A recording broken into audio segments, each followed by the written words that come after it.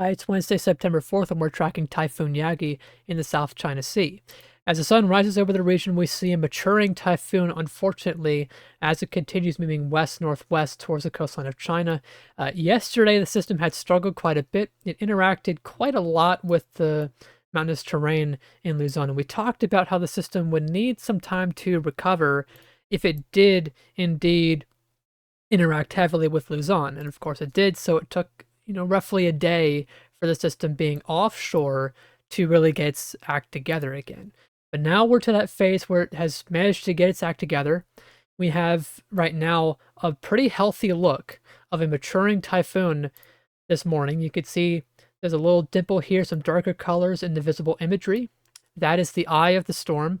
And if we pause this at the end, you could see these textured cloud tops here that are rotating in a counterclockwise fashion around this darker spot in the middle. And this is the eye wall intensifying, solidifying, and this is the attempt at perhaps the first eye clearing of the storm. Now, it will likely take a few attempts for that to happen. It usually does, but the point being is that we have the system now becoming more of a mature storm, and in terms of intercore structure, this thing looks to be good to go to intensify. You can see this is a microwave passed from, looks like that's about 2 hours ago from the time of this recording. And this is the eye wall fully wrapped around and solidifying in this microwave pass. There's no tilt either. It is vertically stacked. There is no real strong shear, so you'd expect it to be vertically stacked. But we also see no signs of, say, an eye wall replacement cycle, which could act to weaken the system a little bit later down the line. But the most important thing is that we have an eye wall built and an eye there as well. And if we look at the upper level environment, we see a favorable environment for continued intensification, and rapid intensification at that. The only shear we really see is northeast of the storm, here east of China, with some flow on the eastern side of the upper high that's steering the storm. But this shear is not making it all too far south. You can see the cirrus shield is about here over central or southern Taiwan, and that's about the line that this shear stops. So it's not getting anywhere near the inner core structure of this. And even if it had been, this system being larger is more susceptible to impacts of, say, moderate wind shear. And right now, I don't see much in the way of it from intensifying. And you can see on global model guidance, we continue to see these strong signals of potential rapid intensification. The GFS is the most aggressive on this. Now, maybe we won't get this strong, but it's possible in the environment we have. You can see that it gets down to 934 millibars. For reference, that's a very strong typhoon. Only, I'm thinking Atlantic hurricanes here, but a lot of Westpac typhoons do tend to get really low in pressure.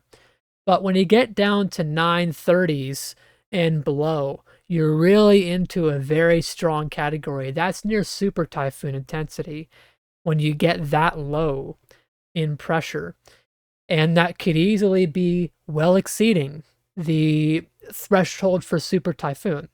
I'm not exactly sure what the GFS has wind-wise on its forecast, but that doesn't really matter because we're getting the system on the model regardless to be a very strong typhoon. And whether it's 130 miles per hour, 140 miles per hour, 150 miles per hour or higher, yeah, it's still a very strong typhoon coming through an area that I don't know has gotten a hit like this in quite a long time. I don't know the last time we had a very strong typhoon rapidly intensifying coming into southern China like this.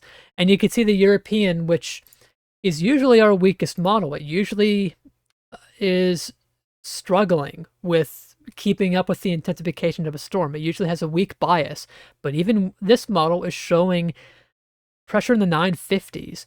Could that be a little too high, a little too weak? It's possible, but even 950s, that could still be a strong typhoon coming in. So that's nothing to scoff at.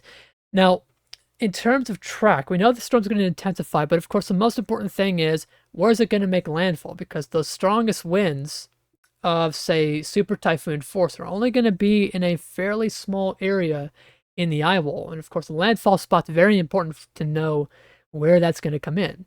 There is a little bit of uncertainty because we do have this upper high over China moving east as we progress in this forecast. So you can see if I go back on here, this ridge moves east offshore of eastern China on these model runs. You can see on the GFS there and the Canadian as well. The question is, how fast does this move east?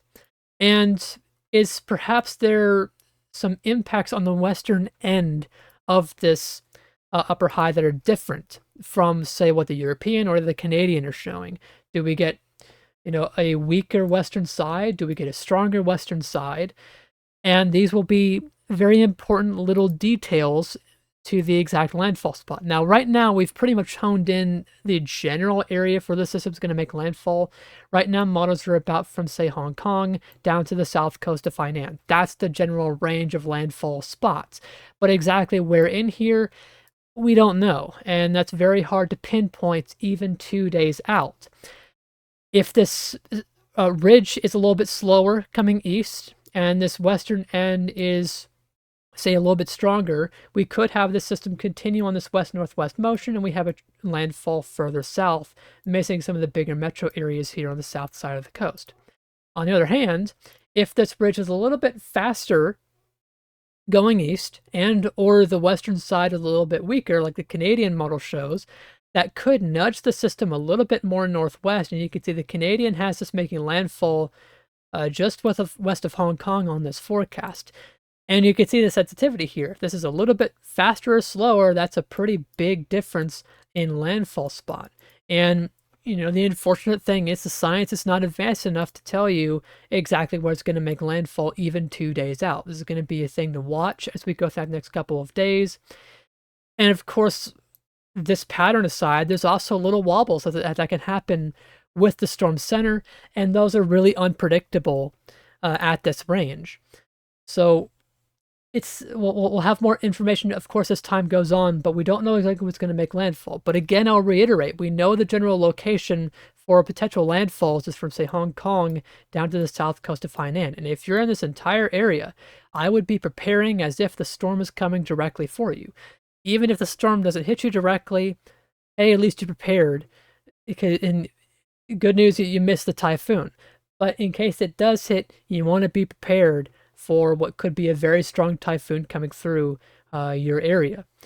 And if you look at the Joint Typhoon Warning Center forecast, they're kind of taking a more GFS and European approach on track, having this come into, say, northern Hainan on their forecast. But you can see that significant intensification taking place on their forecast. This is a Category 4 equivalent on the Saffir-Simpson scale, getting pretty close to super typhoon here. And this is still pretty far offshore. So there is still, of course, room for increased intensification beyond that point before landfall, of course, barring some internal structure issues that could occur as the system does get into higher intensities, which those are more unpredictable at this range as well. Now, winds aside, we'll also be looking at a lot of heavy rainfall across this region, as tropical cyclones usually do bring. Now, the exact track may change this a little bit. If it's a little bit further north, we could get more rainfall here inside areas like Hong Kong. If it's for the south, you could decrease the rainfall totals there. But you can see in general, we're expecting a widespread range of 150 to 200 millimeters of rainfall across this entire region. Locally higher totals potentially exceeding 300 or 400 millimeters, especially where the center of the storm does come in, wherever that is, along this part of the coastline. I also want to mention real quick the point of the forecast after this landfall. This system will be moving further west towards portions of Vietnam and still southern China. The system will likely be in a weakened state, as it will have to deal with land interaction at some point throughout here. Now, exactly how much land interaction occurs, that will be important to know for potential landfall intensity.